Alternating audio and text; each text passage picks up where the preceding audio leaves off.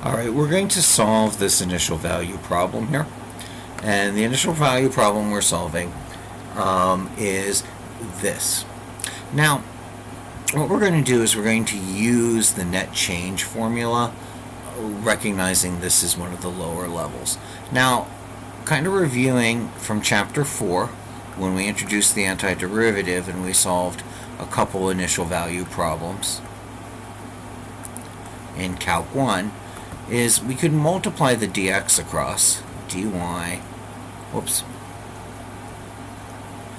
equals 6 plus x squared, square rooted, dx, and then we'd integrate both sides.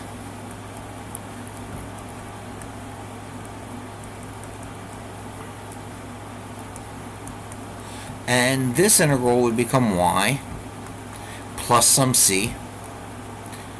And then we would answer this integral plus some other c, and we'd combine all the c's together. But we don't know how to do this integral at this time. We don't have a substitution method that works for it. And so we need some way of filling in the value for c. So what we can do is we can use the net change formula, which came about while we were doing our study on the Fundamental Theorem. And we could think of the integrals as rates.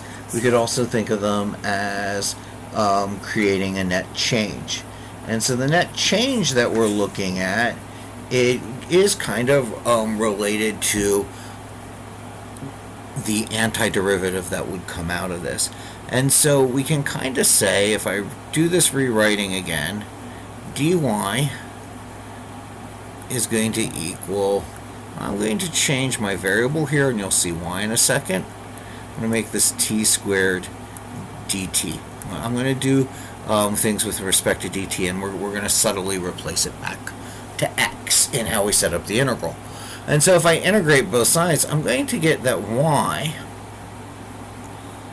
at some upper value, yb minus ya, is going to equal the integral of a to b 6 plus t squared dt. And notice the net change of the function is the same as the integral across the function. And this is off the integral that gives the function. So we've taken this initial value problem and realized we have to integrate to get y. And we're looking at the second form of the fundamental theorem. But I want a function of x. So I want to end at y of x. And I have an initial portion where I begin at y of 6. So I can use this as my beginning point and my end point, or my initial value and my function of x. So I'm going to change my terms of integration to 6 to x.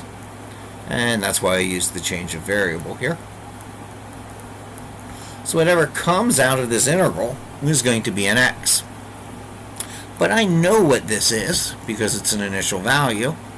So I'll have y of x minus 4 equals 6x 6 plus t squared dt.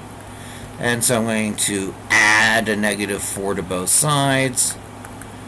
Sorry, my add came out long there. Oops. All the time this was under the square root. Sorry about that.